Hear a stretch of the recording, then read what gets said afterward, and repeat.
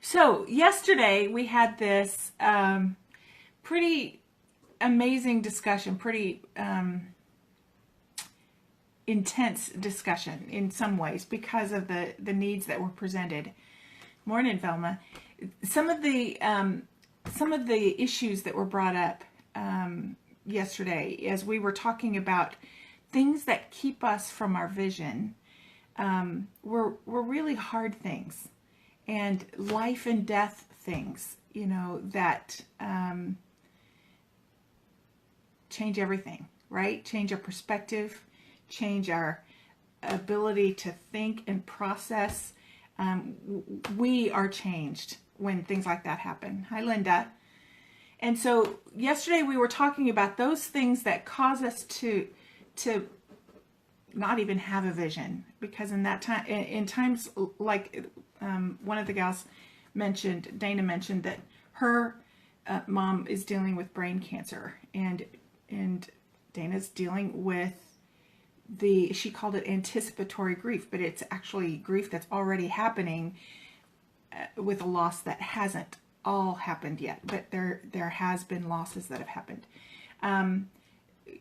Bev talked about her husband who has brain cancer and has an incurable cancer, and that in and of itself is a whole nother thing, because there's no cure there, and they work to do the next thing they can do, but to have a vision in times like that, when you've lost a daughter, when you've processed, there's no vision, there's no plan for a vision. Hi, Marcy.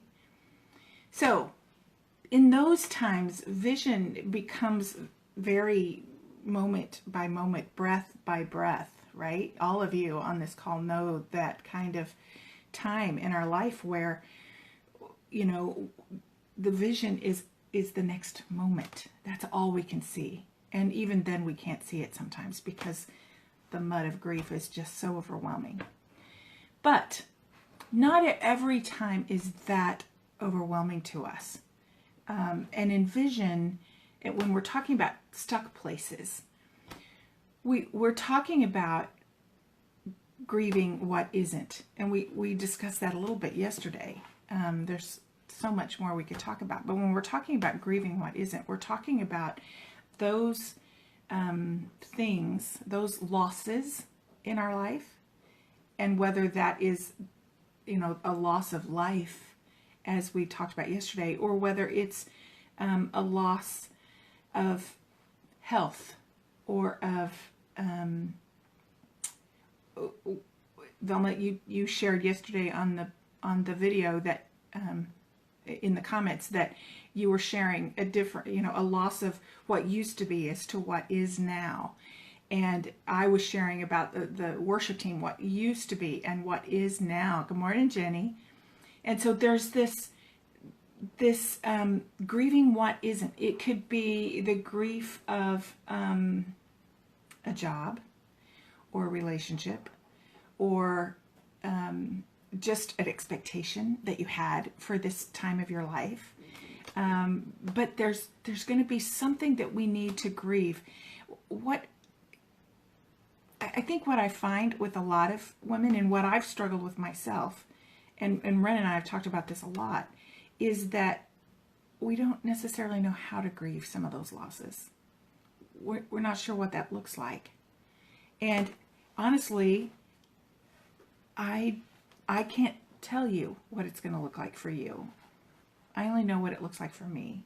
And I only know that because each time I experience something like that, I have to go through another grieving process. And my grief isn't always the same, right? Those stuck places don't always demand the same kind of grief. That's something that's unique to each person. And then not only that, unique to each circumstance, because our connection to that, hi Marcy, our connection to that loss is different.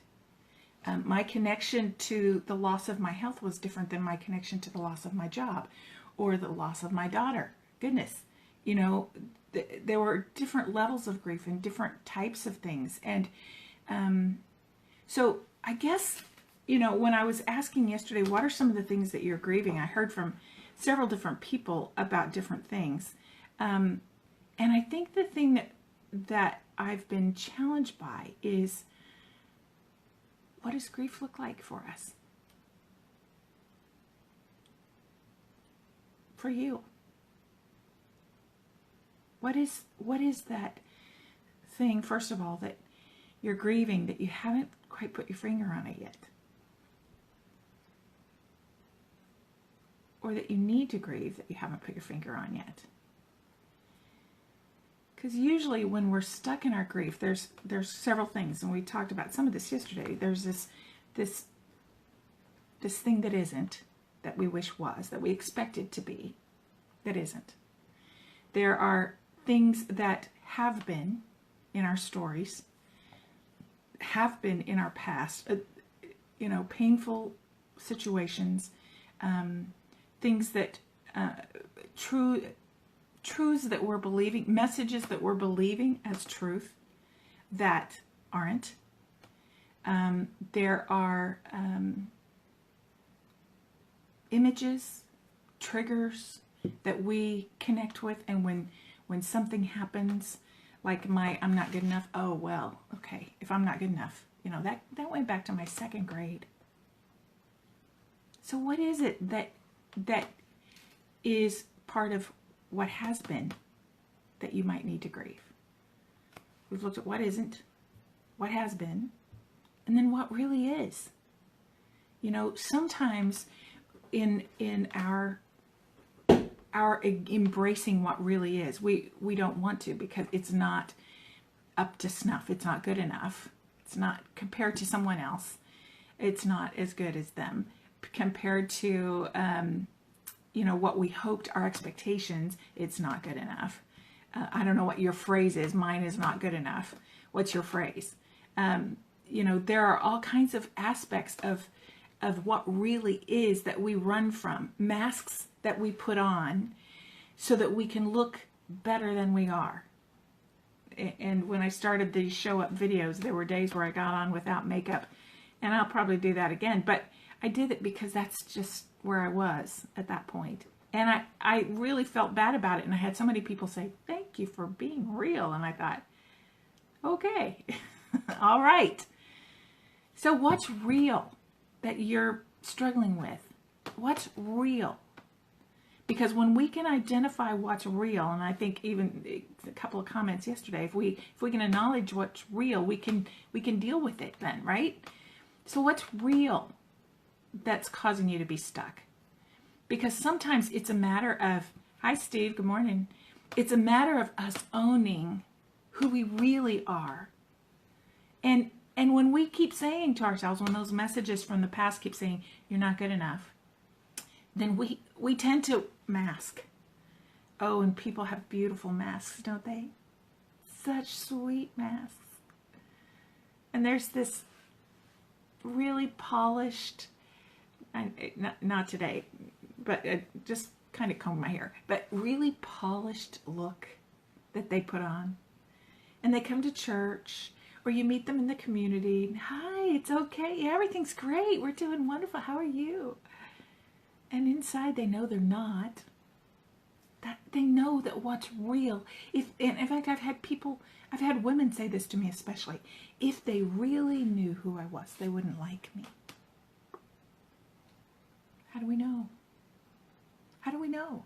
And if we're not being real with them, we're not probably being real with us. And if we're not being real with us, if we're not grieving what isn't, if we're not, you know, looking at what was, what has been, and if we're not identifying who we really are, then what hope do we have of having a vision? Really? What do you think? So we look at what isn't, what has been, what really is. Then we can look at what will be.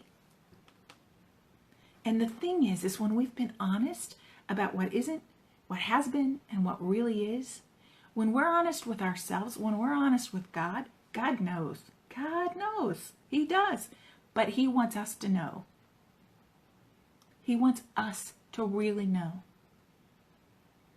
And when we get stuck in one of those places, we can't move forward. Because until we're getting honest here, we can't get honest here. Pointer finger, moving forward, pointing the way, we can't get honest with what will be. Not really. So, where are you in the process?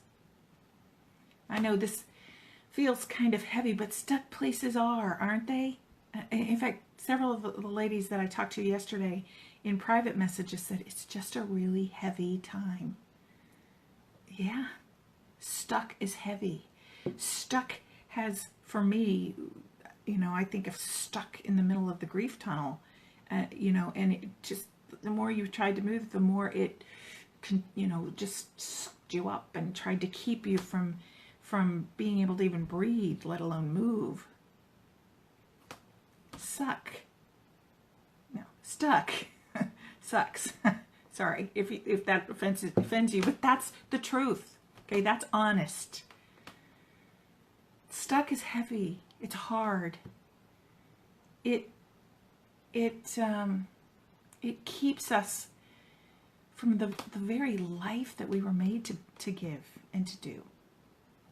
So, where are you stuck? Are you stuck with what isn't? With the losses, with the expectation of what life would be, with I don't know. Are you stuck with what isn't? Are you stuck in what has been? Past pain, lies we believe is truth, triggers that came from way back that are affecting us now. Are you stuck with what has been? Are you stuck in what really is? Because you're struggling to embrace what's real about you. And we're going to talk more about that, because who you are is not a bad thing. Who you are, who you really are, masks off who you really are, is a gift. God designed, God-given gift to the world. And who you are is, knowing who you are is not just your gift to yourself, it's your gift to your world. Because then you understand how you can live out what God wants you to do, the difference He wants you to make. He made you to make. Okay? What isn't, what has been, what really is. Where are you stuck?